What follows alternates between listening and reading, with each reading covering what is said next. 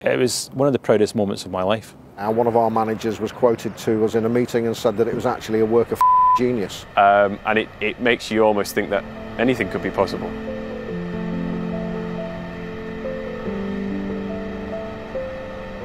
I used to work just down the road from here in one of the hotels, and it looked out over the runway at Heathrow, and I'd often find myself looking out of the window and thinking, why am I sitting in here doing this when I should be out there doing that? I did a trial lesson at Dunkerswell down in Devon. They take you up in a light aircraft, and the first time you get your hands on the controls is just brilliant. It's a feeling like no other. I went on holiday to America, and when I was 12 years old, and I got a trip in a light aircraft, and at that point I was just hooked, and I just knew I wanted to be a pilot. You have to be pretty sure it's what you want to do, particularly as I've got children, responsibilities, so I had to be very sure about it.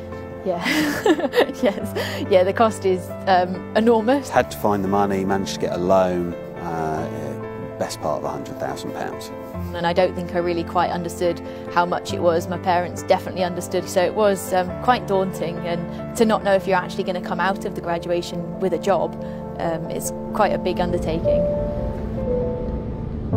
February 2020, I've been in the company about 18 months. Things are just starting to sort of come together. I had a fair idea of what I was doing now, and then everyone starts talking about coronavirus. So I remember watching the news, scrolling on my phone endlessly as we all did. When it got to Italy, we realised it was serious. That's a place on the EasyJet network. That's somewhere we fly to every day. We were dealing with the Swiss to Gatwick market. I think that's when the first kind of reported case in the UK became visible. The sort of hairs on the back of your neck go up and go, this is now going to be something that really affects us and that we're going to have to start dealing with. Obviously we couldn't fly to many destinations, so it was quite eerie at the airport because a lot of our aircraft were parked up. We had engine covers on and things like that. Car parks that are normally bustling were just large empty sheets of concrete with no cars in them. And seeing Heathrow for that first time like a ghost town, that's one of the images that will remain with me for the rest of my days. It's incredibly scary to know that your industry, the hundreds of thousands of people in this country actually rely on for their livelihoods, is suddenly under threat. It's just ground to a halt because of this virus. When your core business or your only business is to fly people from one country to another country and the governments don't allow you to do that, that is a huge threat to your industry. And we needed to make a reduction in our UK workforce because there simply wasn't the flying to be done in that period of time. At that point, the union got involved. So we received notification from EasyJet that it intended to put several hundred of our members at risk. We suspected there were going to be some redundancies, but not on the numbers that were announced to us. It was a third of the workforce essentially, and at that point it felt quite insurmountable. To become a pilot, you incur incredible debt. So something they had spent a lot of time training for and investing in and asking mums and dads and relatives and banks to support them was suddenly in jeopardy. The whole lot could be taken away and effectively put on a scrap heap. And we did have members in that situation who were staring down the barrel of a gun. So my husband is also a pilot, so he was going through redundancy as well. So yeah, I was scared when I heard about the redundancies. Bankruptcy. We were looking at bankruptcy for parents and families. For a lot of people, it was going to mean losing houses as well as their jobs. I had to pull in at a service station and just had this Teams chat on my mobile phone, sitting on the petrol tank, listening as they were explaining. I think that was the point that redundancies were being talked about. The emotional impact it had on our members was absolutely massive. You've worked so hard to get in this position, to then have it ripped away from you is pretty devastating. Yeah, you get a little glimpse of what it's like to do this job that you've always wanted, and then it's taken away from you. What we wanted to do is obviously prevent any compulsory redundancies.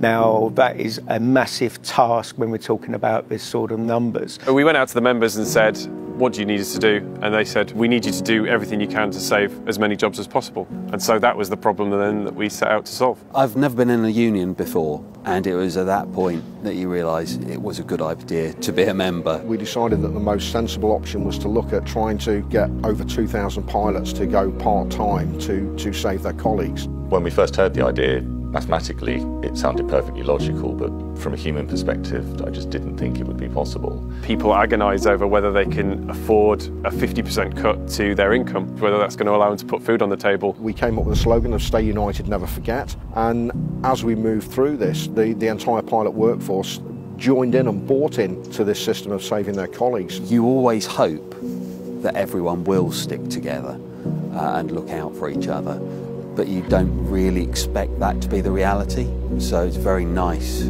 to see it when it really happens. It's lovely to know that we work with so many great people who all wanted to come together, particularly the very senior captains. They would have been safe in the redundancy, but they still took part-time in order to save my job and ultimately my career. Our unity is what saw us through. Whether you were young, old, new, close to retirement or just into the business, the unity made the difference. We came together at the darkest of times to pull through together. I don't cry very often. I'm not a natural crier. But there was a time when we knew we'd done it. Yeah, I went off and had a little moment or two. If there are any doubters out there, what Balp delivered in EasyJet and the amount of jobs that we saved, that's living proof that unions are very, very valid to anyone, including airline pilots. And it's probably the proudest moment of my career. Both my children have seen how the community came together to look after each other here. And my daughter's just starting in aviation and my son's looking at starting training. It's a testament to the power of collective action over fear and doubt. That's probably how I'd put it, yeah. When it all goes to hell, will you still be my friend?